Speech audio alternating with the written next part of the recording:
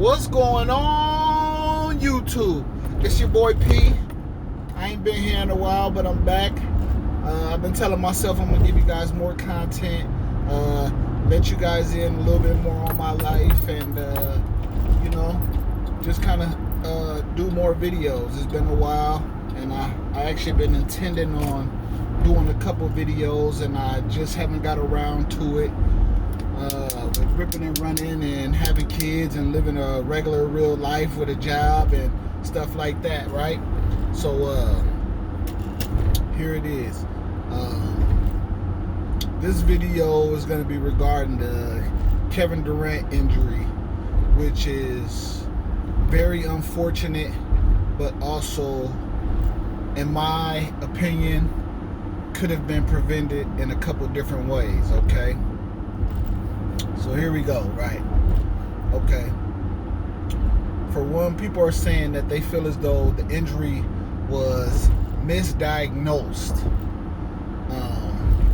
Me personally, I don't feel that an injury like that is misdiagnosed when you have professional doctors, and he's been out for a month. He's had multiple MRIs. He's had multiple different doctors looking at him.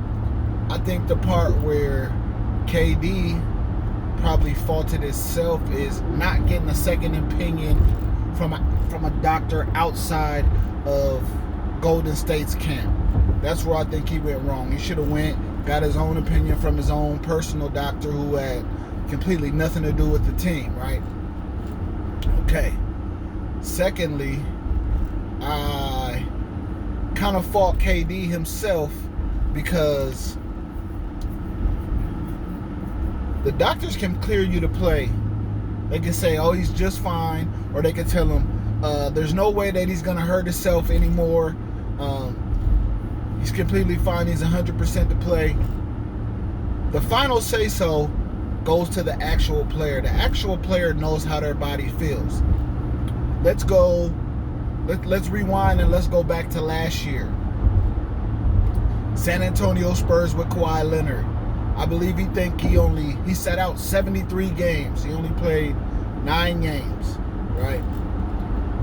The doctors cleared him to play all year long. They kept saying, oh, it's nothing wrong with him. People even went as far as to say they believed that it was in his head. And being that the type of person that Kawhi is, not very vocal, he's not going to come out and speak against people. He's kind of a person with thick skin. He doesn't really care what people say about him. Anything you say about him, it just kind of rolls off his back and he's silent about it. At the same time, Kawhi sat out all those games. There was people ridiculing him the whole time about sitting out. They were saying he just didn't want to play for the Spurs no more. He was fed up. He didn't like playing for Popovich. He didn't like this. He didn't like that. But now we come to the KD injury and everybody's saying he shouldn't have played. He should have stayed out. He shouldn't have did this. He shouldn't have did that. But now it's kind of like a double-edged sword because had he did what Kawhi did and Golden State goes out there and loses, people are going to place most of that blame on him.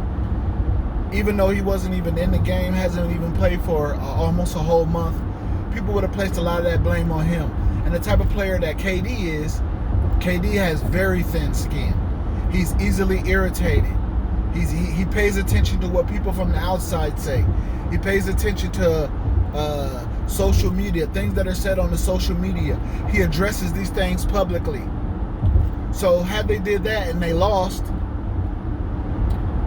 I think he would have had a lot of addressing to do and would have felt as though he had to answer to a lot of people when his overall goal should be worrying about his own health, longevity in the game, and possibly a max contract coming up.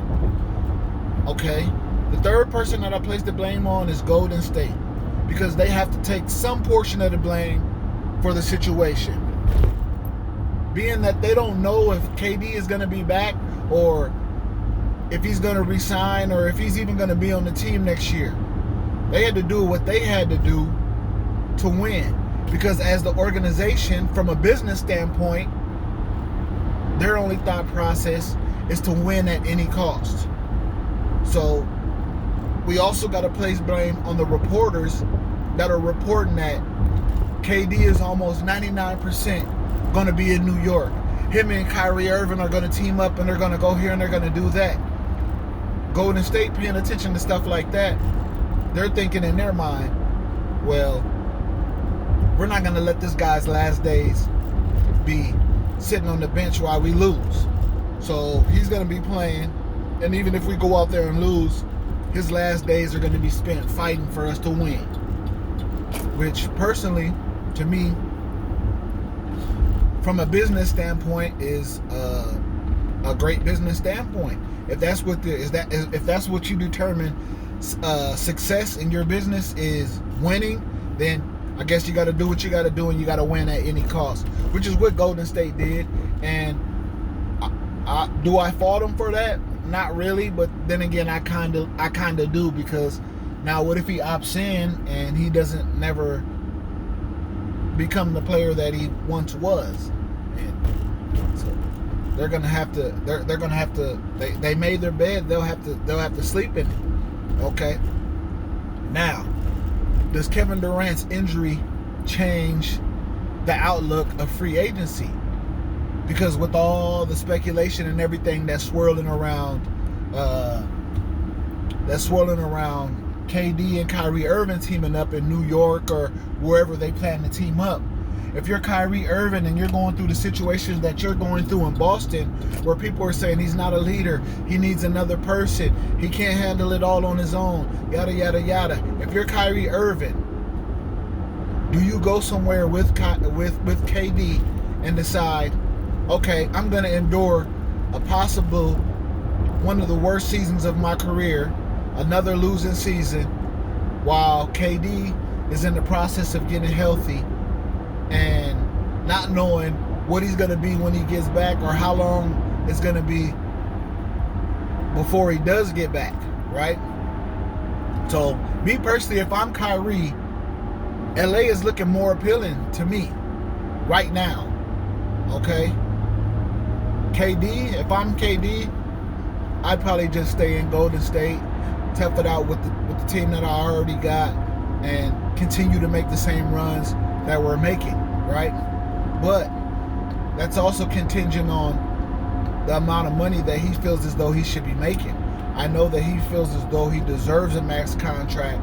Being that he got hurt also can affect his pocket and may be very unfortunate, right? So that does shift the landscape of free agency. We'll see how it all plays out, and we wish KD the best and hope for a speedy recovery. And what else?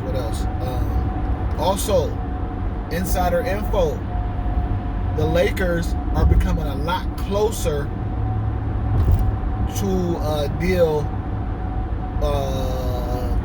acquiring Anthony Davis, which for me, being a diehard Lakers fan for years, is like the best news that I've heard in a while. So we'll see how that pans out. My information says the deal will be done by this weekend or by the end of this weekend. So we'll see how that pans out. And like I said, I'll continue to bring you guys more content. It's been a while since I made a video, so yes, I will be back with a few more. Please like, subscribe, share, tell a friend. I'll be doing a lot of different stuff.